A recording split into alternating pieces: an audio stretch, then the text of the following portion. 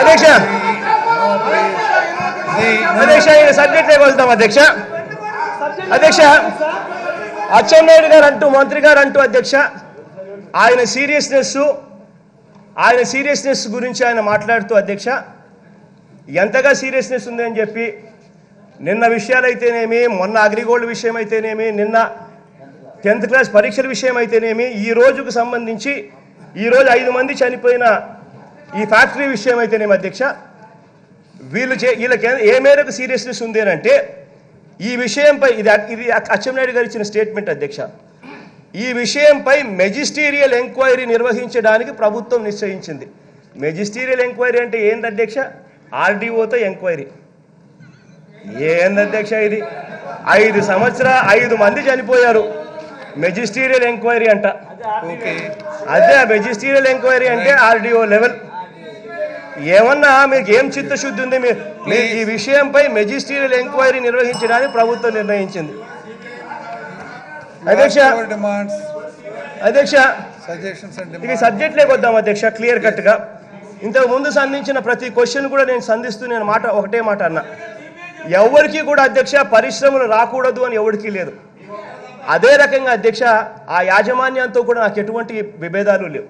ఒకటి నేను చెప్తా ఉన్నా అధ్యక్ష, పరిశ్రమలు రావాలని అందరం కోరుకుంటాం, కానీ పరిశ్రమలు పెట్టాల్సిన చోట పెట్టాలి.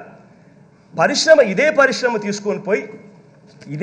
తీసుకొని పోయి సీ కోస్ట్లో సముద్ర తీరంలో పెడితే అందరూ ఆహ్వానిస్తారు. కానీ ఇవాళ వీళ్ళు ఎక్కడ పెట్టారు అధ్యక్ష? ఇది గొంతేరు డ్రైన్ పక్కన 10,000 మంది నివాసం ఉంటా ఉన్నారు అధ్యక్ష ఆ 3 ఊర్లలో. ఒక్కసారి మనం అంతా కూడా గమనించాం, పైప్ లైన్లలో ఒకసారి మనం గమనించాం ఏ రకంగా 5 మంది అక్కడికి పోయి క్లీనింగ్ చేయడానికి పోయిన వాళ్ళు, చేయడానికి పోయిన కార్మికులు 5 మంది కూకా అనే మాట కూడా మాట్లాడుకోకుండా చనిపోయిన పరిస్థితి అధ్యక్ష. మరి అటువంటిది ఒక్కసారి ఆలోచన చేయండి. అటువంటిది ఆ 3 గ్రామాలలోనే 10,000 మంది నివాసం ఉంటా ఉన్నారు. అటువంటి చోట మీరు ఇదే పైప్ లైన్ పెడతా ఉన్నారు. అటువంటి చోట మీరు ఇదే ప్రాజెక్టు మీరు పెడతా ఉన్నారు. ఇది కనుక పొరపాటు ఏదైనా జరిగితే అధ్యక్ష ఎన్ని వేల మంది చనిపోతారన్నది ఒక్కసారి దయచేసి ఆలోచన చేయమని చెప్పి కూడా నేను కోరుతా ఉన్నా అధ్యక్ష. ఇంకో విషయం అధ్యక్ష ఇదే ప్రాజెక్టుకు సంబంధించి చంద్రబాబు నాయుడు గారు మాట్లాడుతూ మొట్టమొదటిగా 0 పొల్యూషన్ అన్నారు, దాని తర్వాత పైప్ లైన్ వేస్తానని చెప్పి కూడా అన్నారు. నేను ఒకటే అడుగుతా ఉన్నా అధ్యక్ష, ఇది బేసిక్లీ ప్రైవేట్ కంపెనీ. ఇదో అధ్యక్ష ఇది ROC నుంచి తీసుకొచ్చిన డేటా. ROC నుంచి ఈ కంపెనీ ఎవరిది అని చెప్పి తీసుకొస్తే ఇది బేసిక్లీ ప్రైవేట్ కంపెనీ. ఈ ప్రైవేట్ కంపెనీకి పైప్ లైన్ అనేది ఎవరు వేస్తారు అని అడుగుతా ఉన్నా అధ్యక్ష. దాదాపుగా అక్కడి నుంచి 30 కిలోమీటర్లు, దానికి అయ్యే ఖర్చు ఎవరు పెట్టుకుంటారు అని చెప్పి నేను ప్రభుత్వానికి నిలదీస్తూ అడుగుతున్నా. ఒకవేళ ప్రైవేట్ కంపెనీకి ప్రభుత్వమే పైప్ లైన్ ఖర్చుకు డబ్బు పెట్టే పరిస్థితి అయితే నేను అడుగుతా ఉన్నా ఈ ప్రభుత్వానికి ఏమంత ఎఫెక్షన్ ఆ కంపెనీ మీద ఏమంత ప్రేమ అని చెప్పి నేను అడుగుతా ఉన్నా అధ్యక్ష. లేదు వాళ్ళే పెడతారు ఇదే పైప్ లైన్ అనేటట్టుగా అయితే ఆ పైప్ లైన్కి అయ్యే ఖర్చు దాదాపుగా కనీసం అంటే 40 కోట్ల పైన అవుతుంది అధ్యక్ష. 30 కిలోమీటర్లు దాదాపుగా పైప్ లైన్ అధ్యక్ష. ప్లస్ గ్రామాలలో ఎవరు కూడా భూములు ఇవ్వరు అధ్యక్ష. కారణం ఏంటంటే అధ్యక్ష ఆ పైప్ లైన్లు భూములు గుండా పోతాయి, ఊర్ల మధ్యలో నుంచి పోతాయి. లీక్ అయింది అంటే దాని పరిస్థితి ఏమిటి అని చెప్పి ఎవరు భూములు ఇచ్చే పరిస్థితి కూడా లేదు. ఒకసారి ఆలోచన చేయండి. ఇంకొక విషయం కూడా వెరీ ఇంపార్టెంట్ విషయం కూడా ఇంకొకటి ఏంటంటే అధ్యక్ష ఈ పైప్ లైన్లకు సంబంధించి లెవెల్స్ ఎలా ఉన్నాయని చెప్పి ఒకసారి గమనిస్తే అధ్యక్ష ఈ మధ్యకాలంలోనే నాగార్జున యూనివర్సిటీ ప్రొఫెసర్లు బృందం అక్కడ పరిశీలనకు వెళ్ళేది అధ్యక్ష.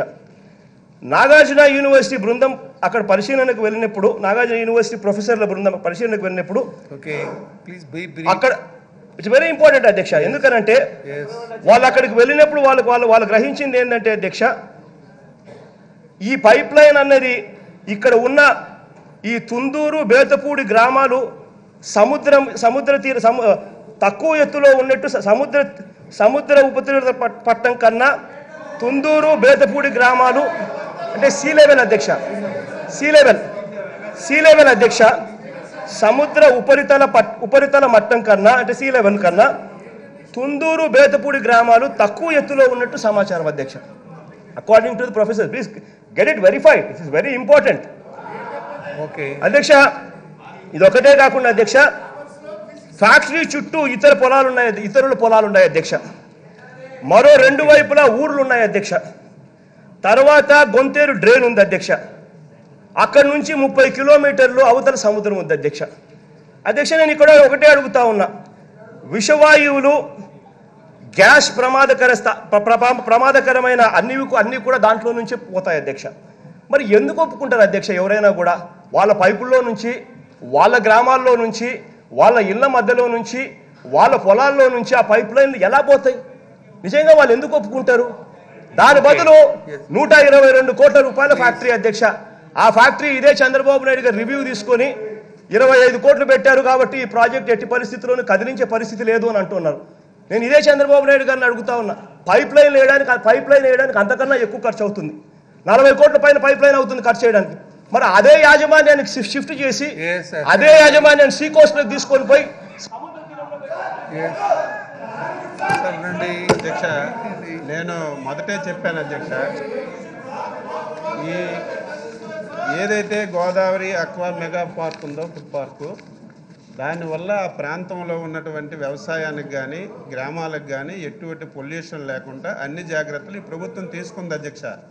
ఇప్పటికే ఒక నీరి అనే ఒక కేంద్ర ప్రభుత్వ సంస్థకి 3 కోట్ల రూపాయలు కట్టి పైప్ లైన్ ఏ రకంగా వేయాలనేది ఒక రిపోర్ట్ ఇమ్మని చెప్పాము అధ్యక్ష. వాళ్ళు కూడా ఇంకొక 2-3 మంత్స్లో ఆ రిపోర్ట్, ఇది కేంద్ర ప్రభుత్వం సంస్థ అధ్యక్ష, ఇది కన్సల్టెన్సీగా తెలుసుకోవాలి.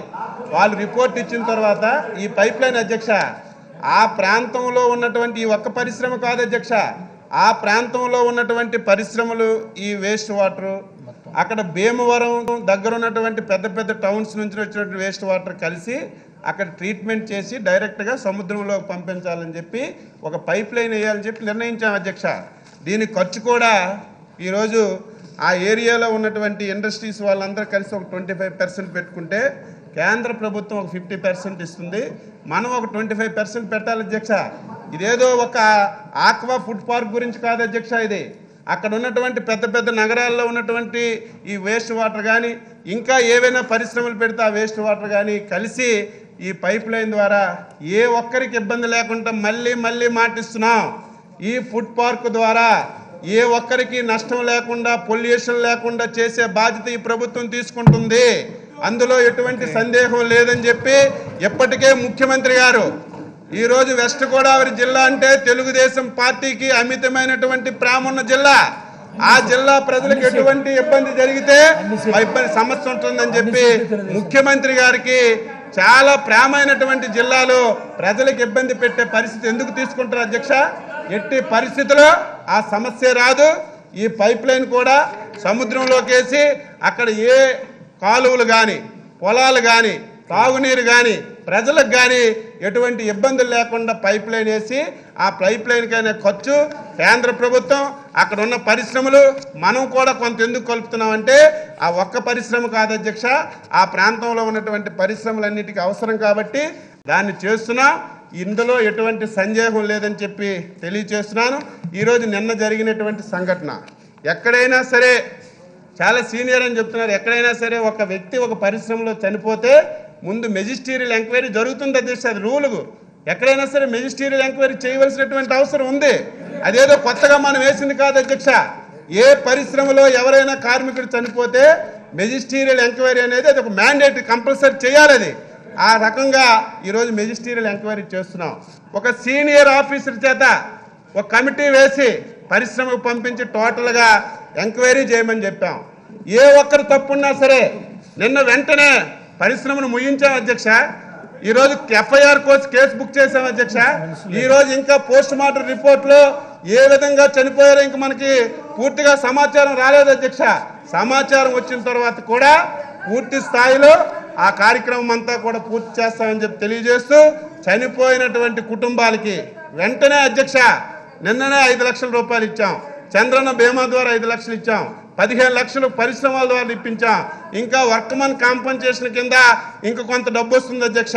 ఇవన్నీ కలిసి ఆ కుటుంబాలకి ఆదుకోవాలని ముఖ్యమంత్రి గారు ప్రత్యేకమైనటువంటి శ్రద్ధ పెట్టి, జరగకూడదు అధ్యక్ష, మేము బాధపడ్డాం కానీ జరిగినటువంటి సంఘటన ఎందుకు జరిగిందో ఎంక్వైరీ చేసి మళ్ళీ పునరావృతం కాకుండా అన్ని చర్యలు తీసుకుంటే దానికి అభినందించాలి, దానికి ఇంకేమైనా సలహాలు ఇవ్వాలి తప్ప ఈయన్ని కూడా రాజకీయం చేయడం భావ్యం కాదు.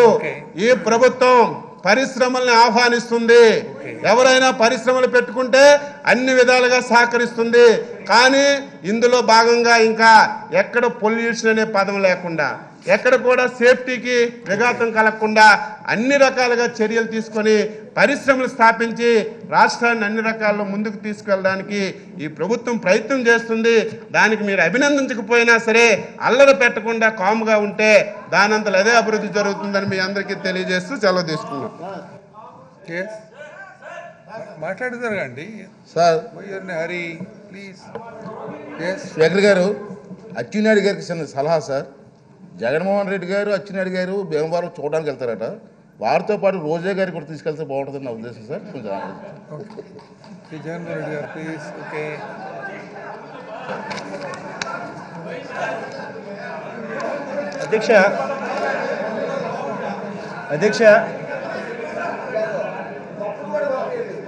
అధ్యక్ష మంత్రి గారు మాట్లాడుతూ, అచ్చెన్నాయుడు గారు మాట్లాడుతూ, ఈయన ఏదో అక్కడ ప్రజల మీద చాలా ప్రేమ ఉన్నట్టుగా ఆయన మాట్లాడే మాటలు చూసినప్పుడు ఆశ్చర్యం అనిపించింది అధ్యక్ష. కారణం ఏంటంటే అధ్యక్ష, నిన్న ఇన్సిడెంట్ జరిగి 5 మంది కార్మికులు చనిపోతే మంత్రి గారు అచ్చెన్నాయుడు గారు అదే శాఖకు మంత్రిగా ఉన్న వ్యక్తి మరి ఎందుకు మాట్లాడుతున్నారు సార్ ఈరోజు? మరి ఎందుకు మాట్లాడుతూ ఉన్నారు? అదే కనీసం పోయి చూడడానికి కూడా పోలా. చంద్రబాబు నాయుడు గారే మామూలుగా వెళ్ళాలి. మనుషులు 5 మంది చనిపోతే ముఖ్యమంత్రిగా ఉన్న వ్యక్తి కనీసం పోయి చూడాల్సిన ధర్మం ఉంది. అటువంటిది ముఖ్యమంత్రి గారు పోరు. ఏది దొరకలేదు అధ్యక్ష, మాట్లాడడానికి ఏది దొరకలేదు కాబట్టి ఇవన్నీ మాట్లాడుతున్నారు అధ్యక్ష. గవర్నమెంట్ అంటే కలెక్టివ్ రెస్పాన్సిబిలిటీ, అందరం కలిసి గవర్నమెంట్ అధ్యక్ష. ఈ రోజు నేను ముఖ్యమంత్రి గారు ఇక్కడ సబ్జెక్ట్ ఉండి ఉన్నారు, నేను కూడా ఉన్నాను సబ్జెక్ట్ ఉండి. వెంటనే అధ్యక్ష జిల్లా ఇన్ఛార్జ్ మంత్రి అయ్యన్న పాత్రి గారికి, ఆ జిల్లాకు చెందినటువంటి సుజాతమ్మ గారికి, అదేవిధంగా మాణిక్యాలరావు గారికి ముగ్గురికి పంపించాం అధ్యక్ష. జరిగినటువంటి 5 నిమిషాల్లోనే ముఖ్యమంత్రి గారు జిల్లా కలెక్టర్ గారికి ఆదేశాలు ఇచ్చి, ఎస్పీ గారికి ఆదేశాలు ఇచ్చి వెంటనే అక్కడ చర్యలు తీసుకోమని చెప్పి వెంటనే 3 మంత్రులకు పంపిస్తే అచ్చెన్నాయుడు గారు నువ్వు వెళ్ళలేదు, ముఖ్యమంత్రి గారు వెళ్ళలేదు, నీకో పని అయిపోయింది, ఎక్కడ ఎవరు చనిపోతారు, శవం ఎక్కడ దొరుకుతుంది, వెంటనే వెళ్ళి ఓడిపోదామని ఆ శవాల మీద రాజకీయాలు చేయడానికి నువ్వు ప్రయత్నం చేస్తున్నావు తప్ప సమస్య పరిష్కారానికి నువ్వెక్కడ కూడా చర్య చూపించడం లేదు. ఇది మంచి విధానం కాదు. ఏది దొరకకపోతే నీ దగ్గర సబ్జెక్ట్ లేదని కూర్చో, కానీ అనవసరంగా కొత్త విషయాలు తీసుకొచ్చి ఈ సభా సమయాన్ని వృధా చేయొద్దు అధ్యక్ష. ఒక విషయం అధ్యక్ష మీరు కూడా గ్రహించాలి.